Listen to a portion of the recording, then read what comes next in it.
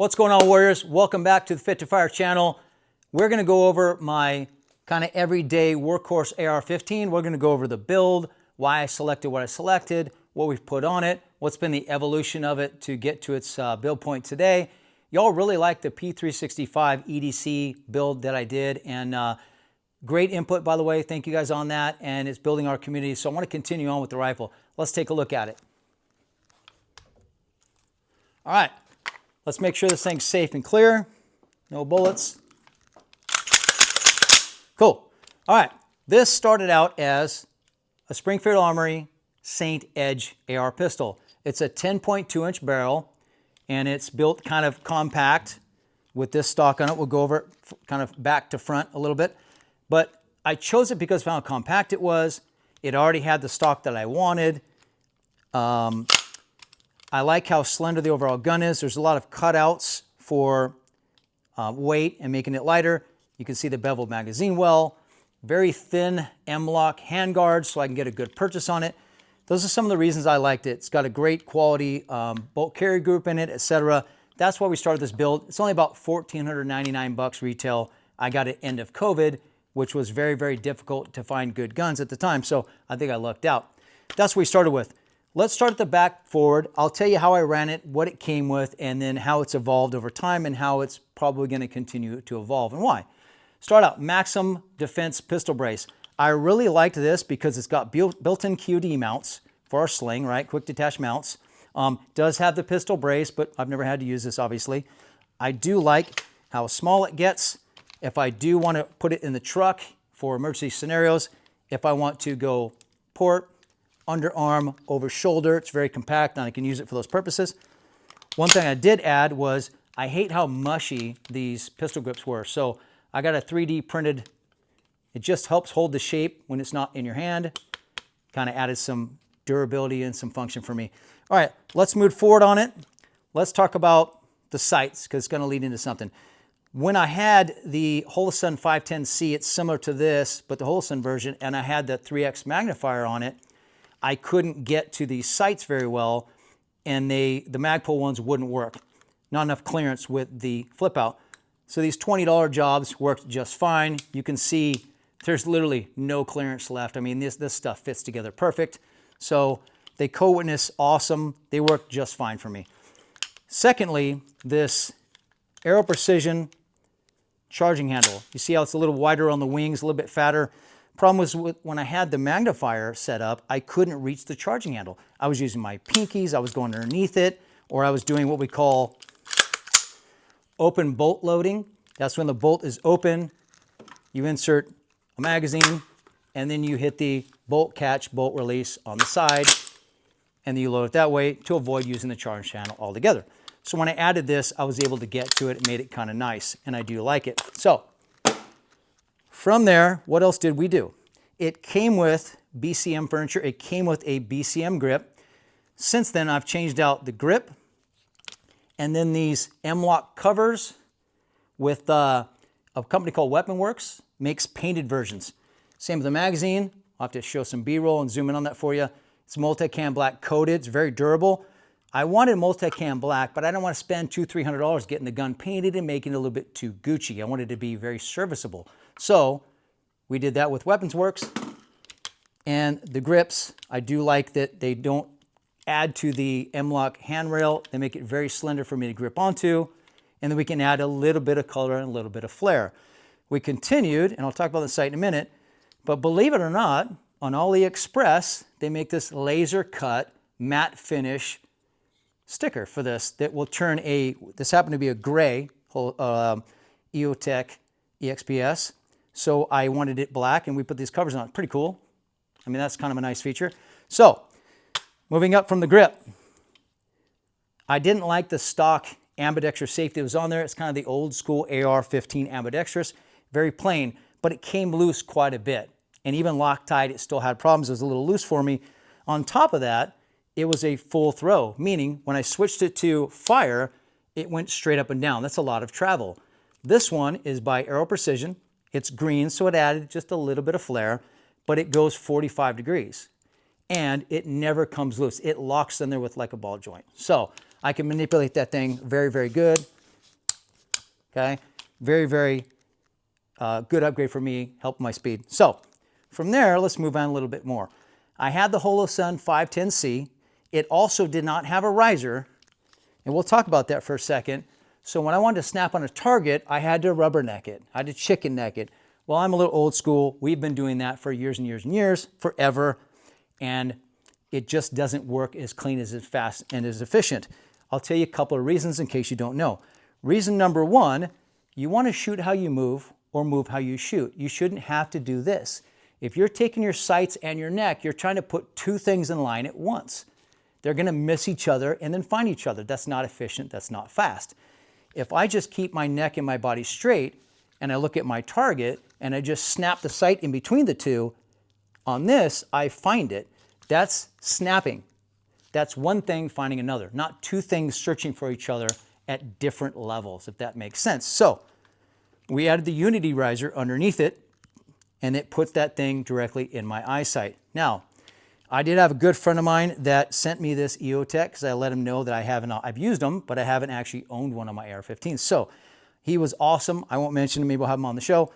Sent me this Eotech. It's been phenomenal. I love it. Things I love about it are the size of the window.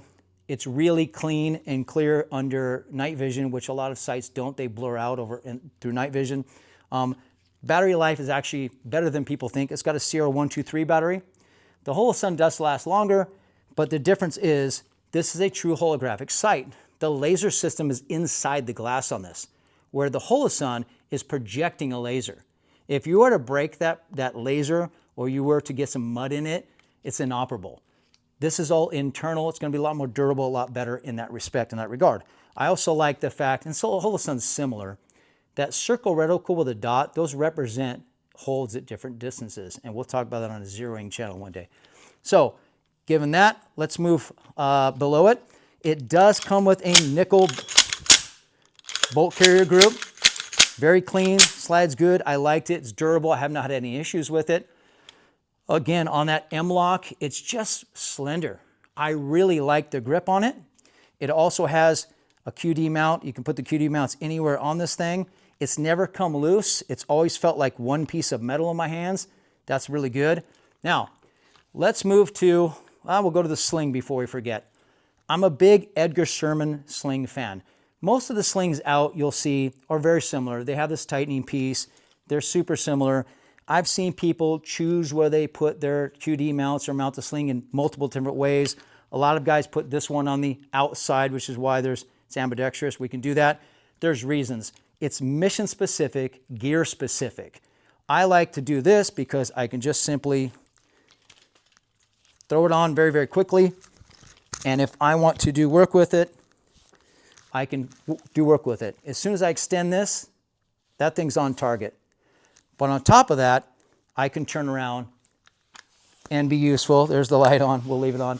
I can be useful and utilitarian and then redeploy the gun if I need to. If I need to go a little tighter, I can zip this. If I'm wearing a lot more gear, I can unzip this, swim out of it, and then we're good to go. Those are the reasons I chose that sling, why I like it. You can even see another Edgar Sherman here in the background. I like to stay consistent across the board with my training and my equipment. So, having said that, let's move forward. Okay. Right now it has a Olight, what's called a Odin mini light on it. I like the size. I didn't need a tall light. I didn't need a huge light. It lasts a pretty long time. Some of the things I didn't like so much about it is it gets really, really hot when it runs. I do like that it vibrates physically in your hand like your phone does when it gets low on battery. That's pretty cool. But it's very, very bright, very effective. It's very true. The mounting system's high quality on it. Mounting. I don't like cheese graters on the top of my M-locks where I'm gripping. You can see here too, I don't have any Picatinny here, only where I want to mount stuff. I like a clean, nice, solid grip. I don't want to tear my hands up. But I didn't have anything to put this remote switch to. So I zip tied it in between the M-lock rails on the top rail, and it doesn't go anywhere. It's been there for a couple of years.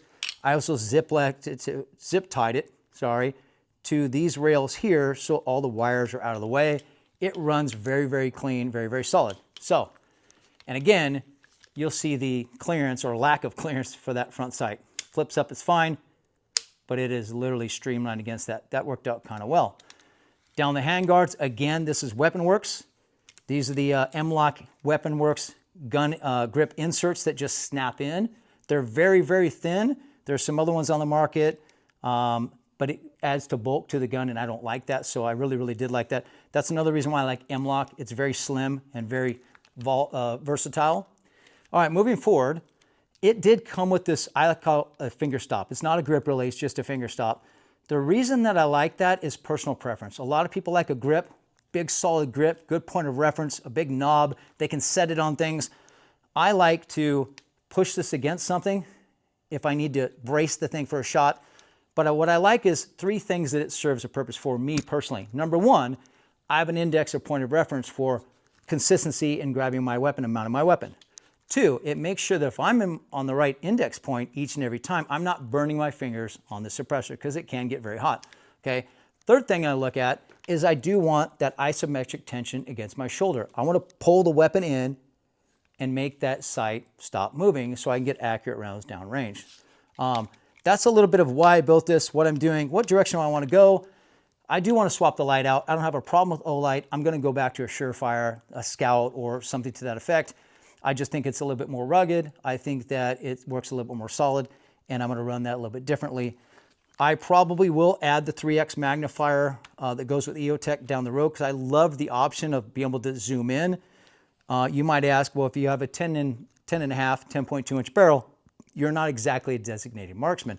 No, but if you're holding down the corner of a building and you want to see if you have movement inside, or if you can identify a threat that has a gun or does not have a gun, that would be very, very handy, I would think. So that's probably my purpose for that. Or if I want to go hunt some hogs, which I have in the past, I've got one right here that we cracked with it. I might want to zoom in and get a little bit more accurate shot. Even though this is not a 150, 250, 300 yard gun, it's mainly a CQB gun, home defense, and truck gun. So if you have any questions, let me know. Hit the comments. Let me know what you carry. Let me know how you built your gun, why you don't like Eotech, why you do like this, you do like that. Last thing we'll go over, the suppressor I chose, a buddy of mine was working at Silencer Shop, and he actually recommended this. Runs very, very good with this gun. It's a Saker by SilencerCo. It's a Saker ASR 556. I do like it. It's just got a little quick release.